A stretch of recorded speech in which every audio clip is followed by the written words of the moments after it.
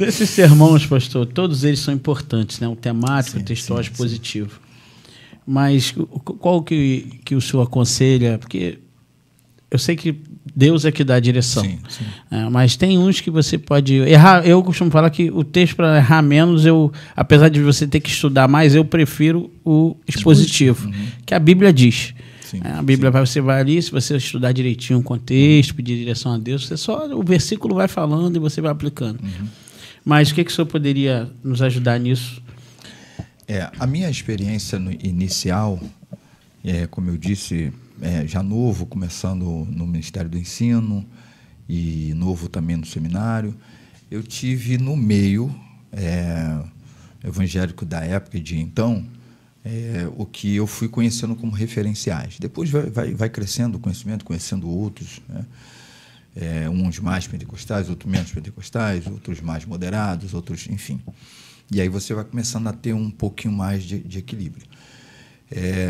Mas a maioria dos que eram, a priori, as referências de pregadores, basicamente todos temáticos. Então, principalmente porque o sujeito pegava um tema, o camarada passeava pelas escrituras, do Gênesis ao Apocalipse, em cima daquele tema. Então, isso para a gente era algo extraordinário. O cara tem Bíblia na cabeça, no coração e etc. E vamos embora. Só que a gente vai crescendo, tem que crescer, né? A gente tem que crescer, tem que amadurecer, tem que melhorar. E enquanto tiver vida, a gente vai crescendo, vai melhorando e amadurecendo. E eu fui percebendo que muitos textos que foram pregados por mim não foi exatamente o que o texto dizia. Então, a gente começou então a ver, a ouvir, a ler e a pesquisar muito sobre o sermão expositivo. O textual, ele é um sermão que já te deixa no meio do caminho, no sentido assim, ele não fica tão solto, mas também ele acaba não te dando toda a oportunidade de você conhecer o contexto.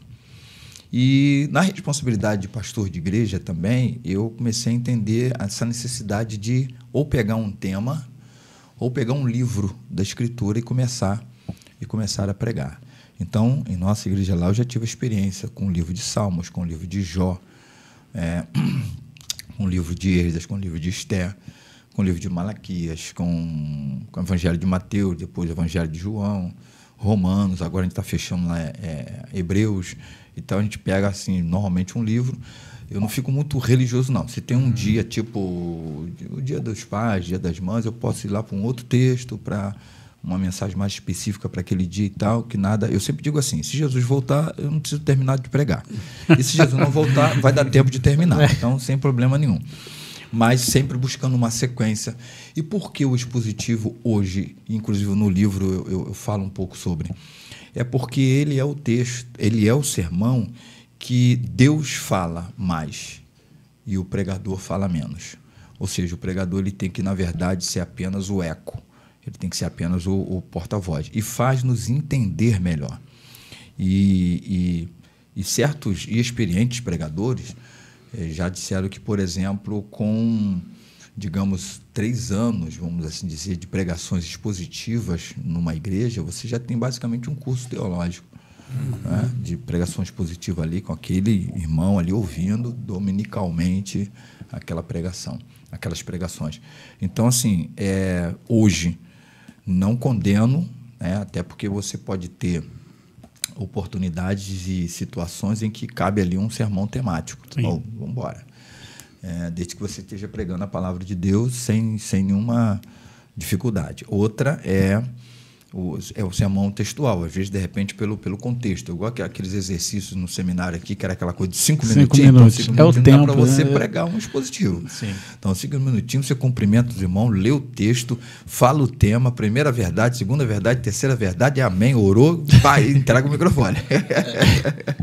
Então, mas eu entendo que todo pregador, principalmente aqueles que estão muito envolvidos no ministério da pregação da palavra, principalmente os chamados itinerantes e os que são titulares, a pregação expositiva. É o sermão que nos ajuda um pouco mais. E até, eu diria assim, que com o tempo, quando você estiver pregando um sermão que seja até textual, mas você conhecendo tão bem o texto, ele acaba sendo um expositivo que você transformou em textual. Né? E o temático também, de alguma forma, que você não vai pregar um temático sem... Porque, qual o perigo do temático? O temático ele é o mais fácil para você poder montar. Você tem um tema e você, ainda mais se o tema for uma pergunta, o que Deus espera de mim? Que eu creia. O que Deus espera de mim? Que eu obedeça. O que Deus espera de mim? Que eu o sirva. Pronto, acabou. Você já deu a resposta, já está ali o sermão, 3 pontos lá. Mas, agora, cadê o texto para basear isso aí? Aí, às vezes, você vai atrás de um texto que você não presta atenção no contexto. Aí, aquele texto isolado, ele pode parecer estar dizendo uma coisa, mas ele, dentro do contexto, ele está dizendo exatamente outra. Então, esse é o perigo. A facilidade, por um lado, que você, em 2 tempos, monta, mas, ao mesmo tempo, a periculosidade, porque você faz muitos textos fora do seu contexto falar o que nunca disse, né? Como eu já disse aqui. Por isso que o expositivo... E vou dizer uma coisa...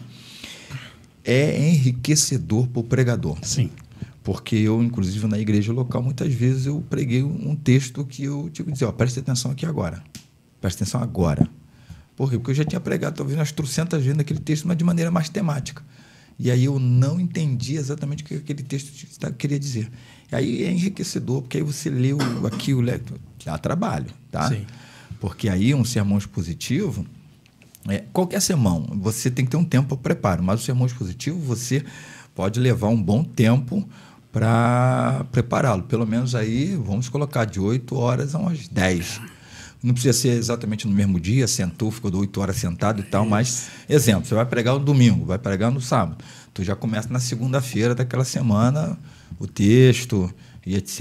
E vamos lá, e lê aqui, lê acolá, escreve aqui, escreve acolá, digita aqui, digita lá, e etc. E vai construindo. E orando, vai ruminando. E ruminando, isso aí. Vai pensando, vai pesquisando. Isso aí. Essa é a função do pregador. Isso aí. O pastor Hernando Dias Lopes tem uma frase que me impactou muito e é forte.